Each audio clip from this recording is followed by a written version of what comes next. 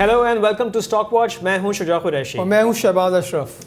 आज के शो में हम OGDC, PSO, Hubco, Fauji fertilizer company, Interloop और डीजी खान सीमेंट के रिजल्ट्स पर एनालिसिस करेंगे। इसके अलावा हम अलमीज़ान इन्वेस्टमेंट मैनेजमेंट के chief investment officer Mohammad Asad से भी मार्केट आउटलुक पर बात करेंगे और मार्केट के टेक्निकल लेवल्स का भी जायजा लेंगे। So stay tuned. इस हफ्ते भी पाकिस्तान इंडिया टेंशन ने मार्केट सेंटिमेंट को डोमिनेट किया।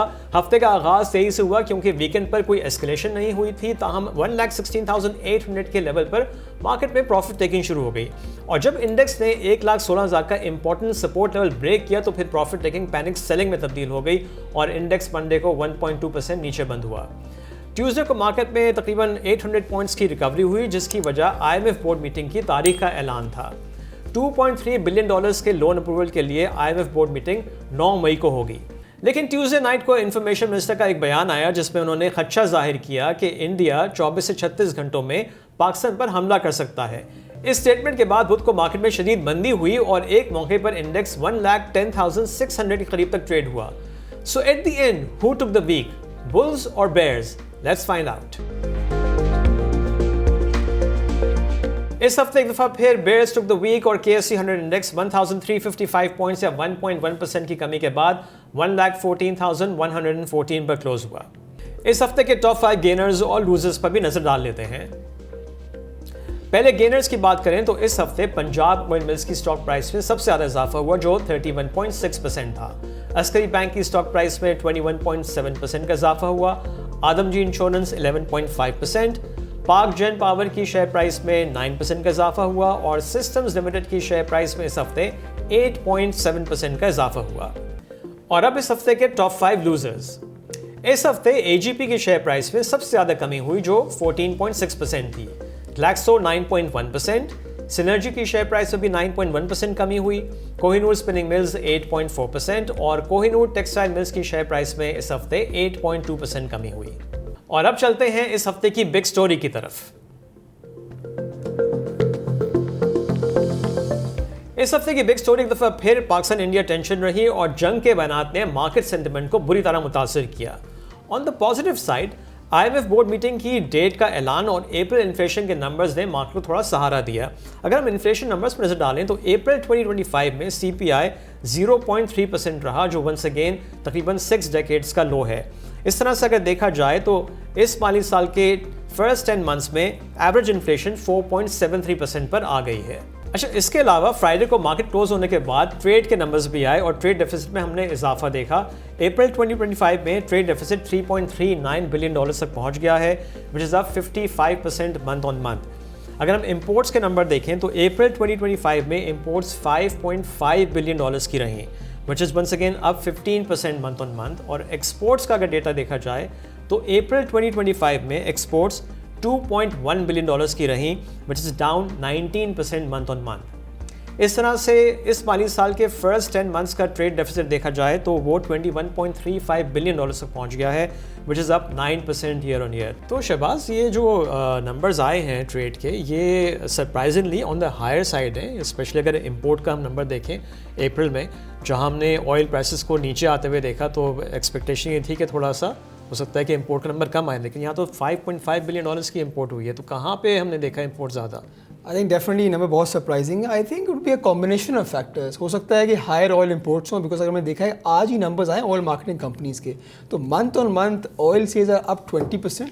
आई थिंक एक और अकॉर्डिंग टू आवर सोर्सेज ये पता चल रहा है कि पाम ऑयल की इंपोर्ट बहुत ज़्यादा हुई है, led by different factors. But I think शायद इस महीने CBO इंपोर्ट्स भी ज़्यादा हुई, इसकी वजह से ये जो हमने ट्रेड डेफिसिट का नंबर देखा और इंपोर्ट्स का नंबर देखा और काफ़ी ज़्यादा आया। राइट, अब हम चलते हैं और कुछ जो रिजल्ट्स इस हफ्ते हमने देखे उस पर एनालिसिस करते हैं and we'll start with OGDC की थर्ड क्वार्टर में अर्निंग्स पर शेयर ₹10.96 रही, which is down 1.4% year on year. इस तरह से 9 मंथ्स की अर्निंग्स पर शेयर बनती है OGDC की ₹30.13, विच is down 24% year on year. और साथ में OGDC ने ₹3 का कैश डिविडेंड भी अनाउंस किया है। तो OGDC के रिजल्ट्स पे क्या एनालिसिस है? आई थिंक OGDC का result was very much in line expectations. हमें मालूम ही था कि ऑयल प्राइसेस नीचे हैं, गैस प्रोडक्शन नीचे है, तो जो अर्निंग्स तो नीचे ही आनी थी। बट येस, सरप्राइजिंगली अर्निंग्स की जो डाइल्यूशन थी वो सिर्फ 1% नीचे आई। उसका I think major reason was lower taxation. अगर आप देखें इस क्वार्टर में कंपनी ने तो सिर्फ 30% का टैक्स बुक करा है compare to 40% last year, right. तो I think major determinant was lower taxation. और एक और इम्पॉर्टेंट बात कि इस बार इन्वेस्टर्स एक्सपेक्ट कर रहे थे शायद ओजीसी डिविडेंड बढ़ाएगी, बट डिविडेंड सिर्फ 3 रुपये का आया।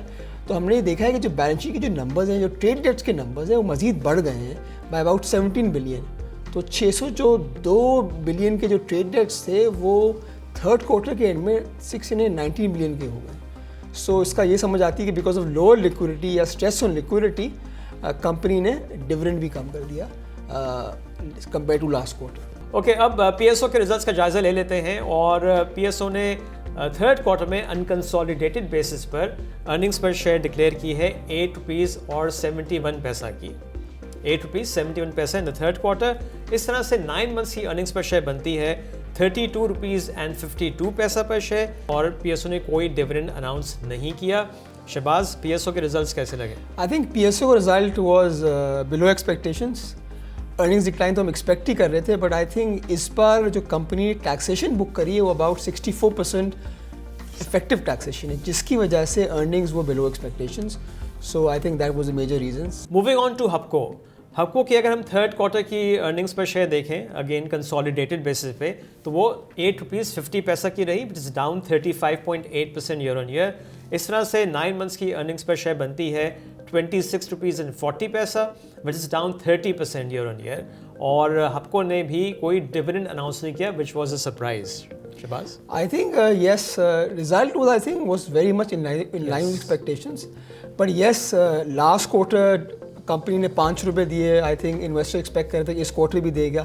आई थिंक क्यों एक्सपेक्ट कर रहे थे आई थिंक ये समझ लेते हैं, बिकॉज इस क्वार्टर हबको को अपनी सब्सिडी नारोवाल से कुछ पैसे मिले, तो वो एक्सपेक्ट कर रहे थे कि इसकी वजह से शायद वो डिविडेंड देंगे, पर उन्होंने नहीं दिया। उसका आई थिंक हमने देखा है और नंबर्स भी हमने देखे हैं बैलेंस शीट में, उसका आई थिंक रीज़न ये है कि कंपनी ने अपने आप को डी लेवरेज करा है, which is a positive thing. और आपको पता ही है कि जो कंपनी की गोइंग फॉरवर्ड काफ़ी कैपेक्स कमिटमेंट्स हैं इन BYD वगैरह, तो उसको देखते हुए आई थिंक कंपनी ने इस क्वार्टर में डिविडेंड स्किप करा है। But most likely there is a likely higher chances कि नेक्स्ट क्वार्टर में कंपनी दोबारा डिविडेंड देगी। फुल ईयर के रिजल्ट्स के साथ डेफिनेटली हाँ देगी। ओके, इंटरलूप की भी बात कर लेते हैं। इंटरलूप के अगर हम थर्ड क्वार्टर के कंसोलिडेटेड अर्निंग्स पर शेयर पर नजर डालें तो ये 1 रुपये 10 पैसे रही, which is down 62.7% year on year. और इस तरह से 9 मंथ्स की अर्निंग्स पर शेयर बनती है इंटरलूप की 2 रुपीज़ एंड 16 पैसा, which is down 78.3%। Once again no dividend, disappointing results. I think अगर आप रिजल्ट देखें ईयर ऑन ईयर तो 62% नीचे है। उसका रीज़न क्या है? Yes, because in last budget textile companies under normal tax regime आ गई थी, इसकी वजह से उनका टैक्सेशन बहुत बढ़ गया। और in the last few months हमने देखा है कि बिकॉज इंटरलूप की जो रिलायंस है वो कैप्टिव पावर में है, और कैप्टिव पावर थ्रू बनता है थ्रू RLNG, तो उसकी प्राइसेस काफ़ी बढ़ गई। तो आई थिंक बिकॉज इनके ग्रॉस मार्जिन ऑलमोस्ट जो लास्ट ईयर 34% 24% हो गए, तो इसकी वजह से प्रॉफिटेबिलिटी काफ़ी नीचे आ गई है इंटरलूप की। मगर आई थिंक अगर आप क्वार्टर बेसिस में देखें एवरीथिंग वाज वेरी फ्लैटिश, मतलब मार्जिन भी फ्लैट थे, अर्निंग्स भी मोर लेस फ्लैट थी। और आई थिंक एक और इम्पॉर्टेंट चीज़ इसमें ये हो रही है जो उसके न्यू सेगमेंट्स हैं स्पेशली डेनिम के एंड अपैरल के, अगर आप वॉल्यूम्स देखें volumes are increasing but average margins are flattish. So yes, on a sequentially basis, I think result was a little better than expectations, but year on year was little lower than expectations. Plus tariffs के भी तो fears है ना? Of course, going forward tariff के fears हैं। हो सकता है कि अगर आप कुछ देखें कि last few quarters volumes तो इंटरलूप के काफ़ी positive है, encouraging है, but अब ये tariff कि किस तरह इसकी इम्प्लीकेशन इस कंपनी में क्या होती है, बिकॉज मेजर रिलायंस इंटरलूप की एक्सपोर्ट्स जो करता है वो US में करता है, तो it could be a major dampener अगर ये टैरिफ्स पे क्या डिसीजन US लेता है, तो yes it could be very negative for Interloop. ठीक है, DG खान सीमेंट पे चलते हैं। और सरप्राइजिंगली DG के रिजल्ट्स ने मार्केट एक्सपेक्टेशन को हायर साइड पे बीट किया है। अनकंसोलिडेटेड बेसिस पे देखा जाए तो थर्ड क्वार्टर में अर्निंग्स पर शेयर 4 रुपीज़ एंड 56 पैसा थी, which is up 69.5% year on year. इस तरह से 9 मंथ्स की अर्निंग्स पर शेयर बनती है 12 रुपीज़ एंड 60 पैसा, which is up 147% year on year. और यूजली DG खान सीमेंट जो है वो थर्ड क्वार्टर में डिविडेंड देता भी नहीं है, बट अर्निंग्स काफ़ी इसने market expectation, I think definitely earnings were better than expectations. I think ये वाहिद cement company company in this quarter जिसके मार्जिन सीक्वेंशियली बढ़े हैं, बिकॉज आपको पता ही है कि volumes were down, prices were down, तो एक्सपेक्टिंग कि शायद मार्जिन नीचे आएंगे, बट दिस क्वार्टर डीजीकेसी के मार्जिन वो 26% कंपेयर टू 25% लास्ट क्वार्टर, तो ये काफ़ी सरप्राइजिंग था, जिसकी वजह से हमने देखा कि डीजीकेसी परफॉर्मेंस इस वीक काफ़ी बेहतर रही है relative to other stocks in cement sector. Right और last but not the least FFC की हमने पिछले शो में भी बात की थी और फाइनली जब रिजल्ट्स अनाउंस हुए मंडे को तो हमने देखा कि फर्स्ट क्वार्टर में अर्निंग्स पर share was very much expected, जो था 9 रुपीज़ 33 पैसे की अर्निंग्स पर शेयर आई है और डिविडेंड भी 7 रुपीज़ से 10 रुपीज़ की बात हो रही थी, बट 7 रुपीज़ का डिविडेंड आया है एफएफसी में। I think result was very much in line with expectations. Yes, dividend was lower. लोग I think market was expecting 10 rupees, बस 7 रुपये आया। I think encouragingly result was in line, but हमने देखा ओवरऑल जो ऑफटेक थी urea की वो इंडस्ट्री की 40% डाउन थी, बट एफएफसी की सिर्फ 26% डाउन थी। But yes going forward expect करते हैं कि यहाँ से एफएफसी की अर्निंग्स बढ़ेंगी बिकॉज ऑफटेक यहाँ से मजीद बढ़ेगी, जिसकी वजह से आपका डिविडेंड भी बढ़ सकता है। फर्स्ट क्वार्टर वैसे भी स्लो होता है और आई थिंक एक और इम्पॉर्टेंट या अच्छी बात फॉर इन्वेस्टर्स ये है कि अगर इस लेवल पे अगर आप देखें जो डिविडेंड यील्ड है फॉर एफएफसी वो डबल डिजिट्स में है, because if you are expecting a dividend of about 40 rupees and the price is तो I think dividend yield can be in the excess of 12%, which is very attractive. Right, अब हम अपने guest की तरफ चलते हैं। हमको ज्वाइन कर रहे हैं मोहम्मद असद, जो अलमीज़ान इन्वेस्टमेंट मैनेजमेंट के चीफ इन्वेस्टमेंट ऑफिसर हैं। असद साहब, welcome to the show. Thank you Shuja साहब। अच्छा असद साहब, इस हफ्ते भी पाकिस्तान इंडिया टेंशन ने मार्केट सेंटिमेंट को डोमिनेट किया और हमने देखा कि मार्केट में काफ़ी मंदी हुई, काफ़ी वॉलेटिलिटी हमको नज़र आई। अब जो बयानात आए उसके बाद हमने देखा कि और ख़ासतौर से अगर मैं ट्यूसडे नाइट को जो हमारे इन्फॉर्मेशन मिनिस्टर ने बयान दिया था कि 24 से 36 घंटे में इंडिया अटैक कर सकता है, उसके बाद हमने देखा कि वेंसडे को बहुत मंदी हुई, फिर थर्सडे को यहाँ पे 1 मई की छुट्टी थी और जब इस दौरान कुछ नहीं हुआ तो जुम्मे को हमने बड़ी अच्छी रिकवरी देखी मार्केट में। तो क्या आप समझते हैं कि द वर्स्ट इज़ ओवर या अभी भी सिचुएशन जो है वो वॉलेटाइल है?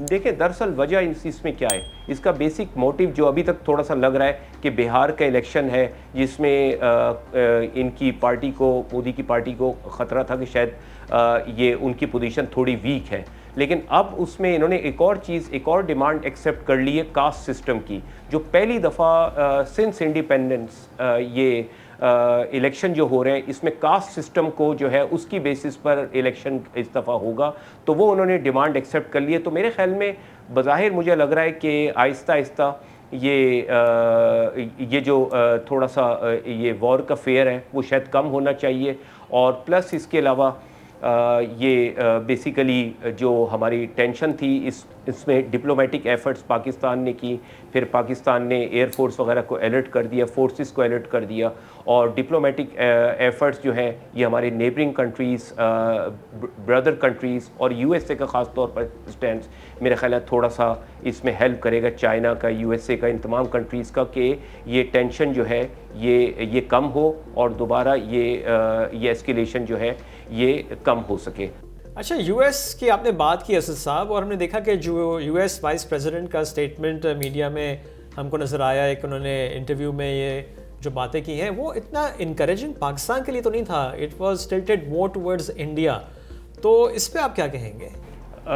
शुजा साहब, देखें, इसमें यूएसए की, क्योंकि उनका वाइस प्रेसिडेंट का विज़िट था इसलिए थोड़ा सा सॉफ्ट कॉर्नर हो सकता है कि इंडिया की जानिब हो, लेकिन जनरली आप अगर ये ट्रंप एडमिनिस्ट्रेशन की पॉलिसी देखेंगे तो वो किसी भी जानिब एक्चुअली वॉर के फेवर में नहीं है। उनका ओवरऑल स्टेटमेंट अगर आप देखेंगे उसमें उन्होंने कहा कि दोनों एफर्ट्स करनी चाहिए कि ये बेसिकली किसी भी हवाले से कि ये इसमें एस्केलेशन कम हो।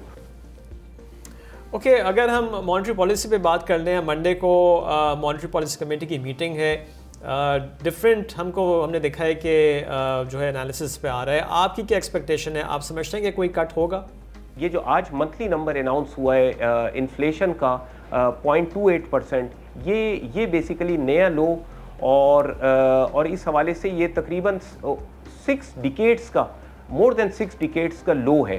तो इस हवाले से बहुत अच्छी पाकिस्तान में ये महंगाई की शरह में कमी हुई है, और मुझे लगता है कि इसमें अगर आप इस हवाले से देखें शरह सूद जो पिछले 11 माह में 10 जून 2024 से तकरीबन 10% कम हो गई है, यानी 22% से 12% पर आ गई है। इसमें क्योंकि रियल इंटरेस्ट रेट हमारा पाकिस्तान का इस वक्त 7% से ऊपर हो गया है। अगर आप 5% से ऊपर फिस्कल ईयर का इन्फ्लेशन का नंबर देखेंगे और 12% का पॉलिसी रेट, तो हमारा ये जो है 7% का रियल इंटरेस्ट रेट, इससे स्टेट बैंक के पास बज़ाहिर तो लग रहा है कि जगह काफ़ी है और इसमें उनको इंटरेस्ट रेट्स कम करने की गुंजाइश मौजूद है।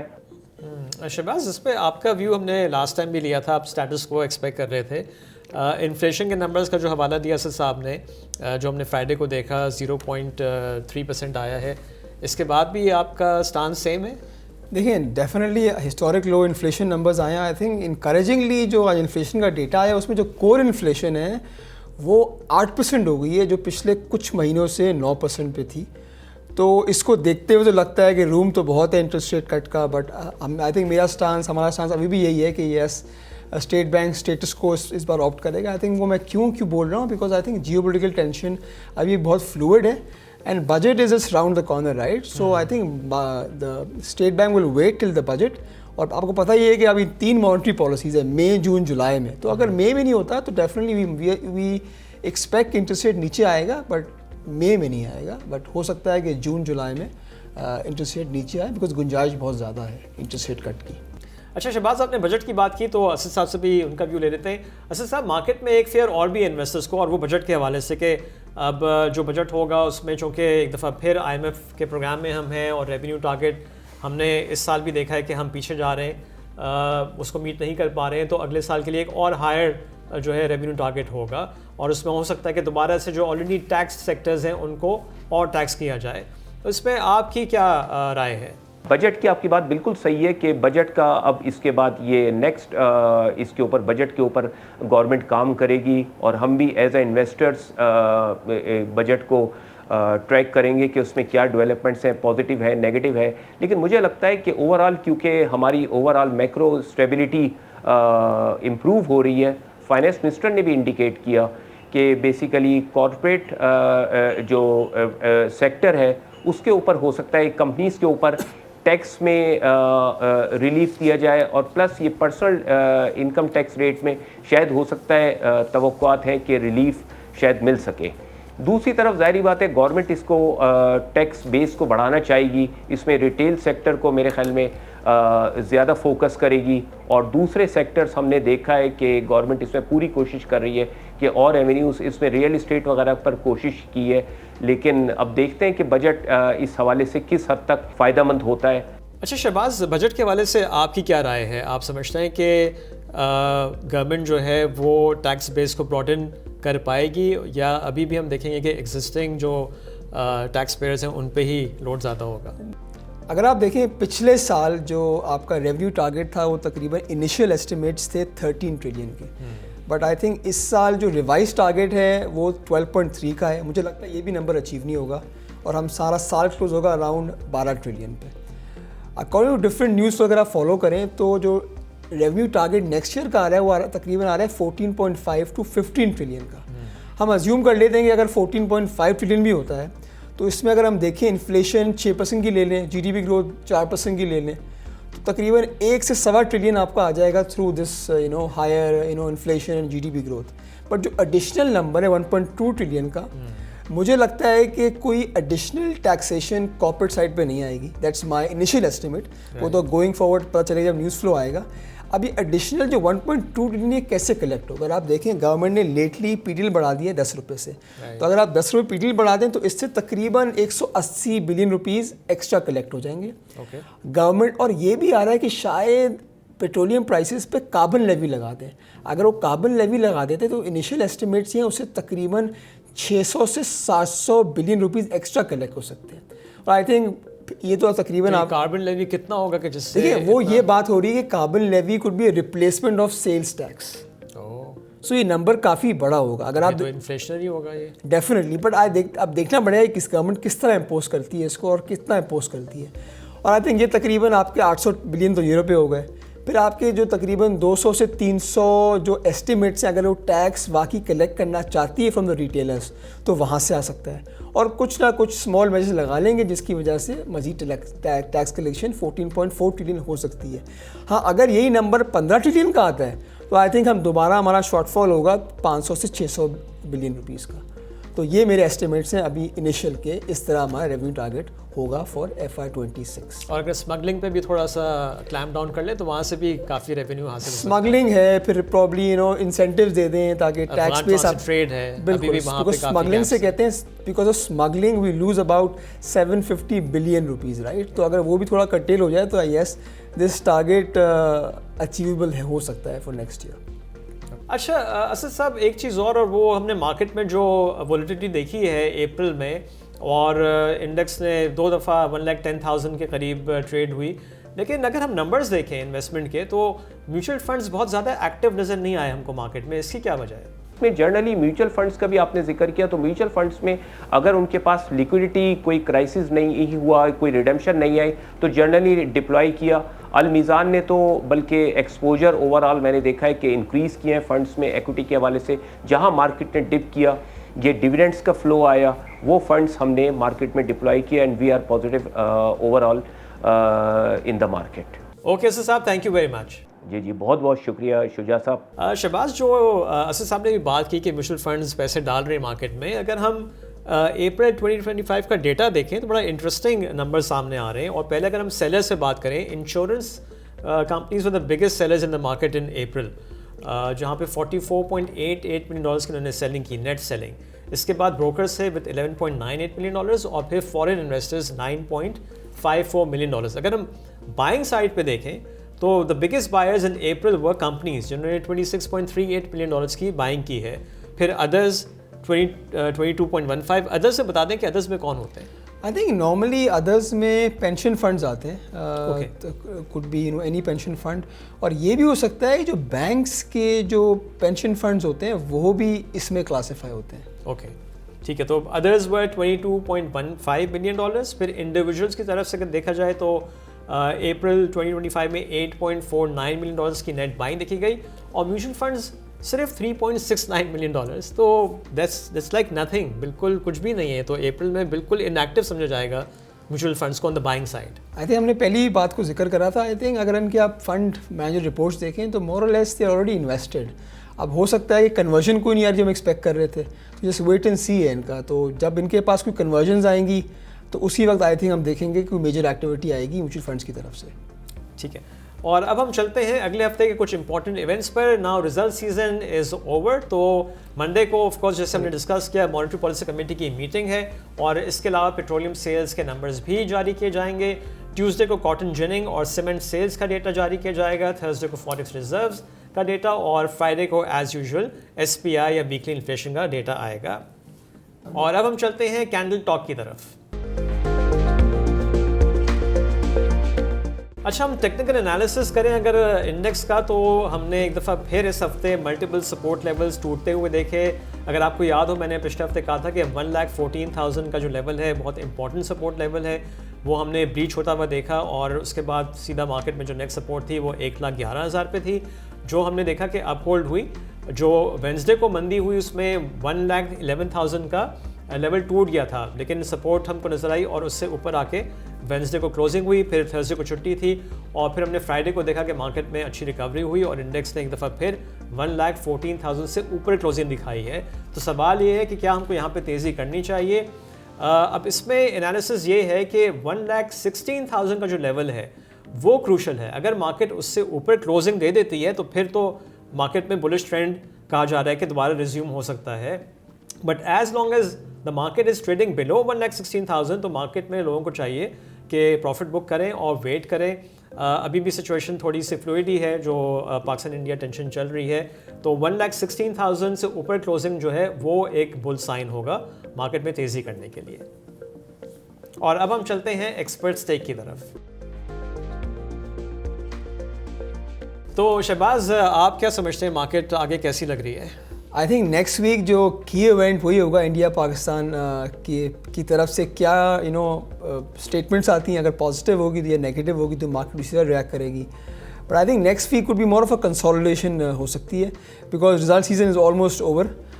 मॉनेटरी पॉलिसी की अनाउंसमेंट मंडे को हम एक्सपेक्ट कर रहे हैं, which will be I think a non event for the market. फिर उसके बाद I think budget, even if there is a cut, non event होगा. आई थिंक अगर कट होगा, अगर कट मोर देन 100 बिप्स होता है तो then the market will react. But if the cut is 50 bips तो I think will be a non event for the market.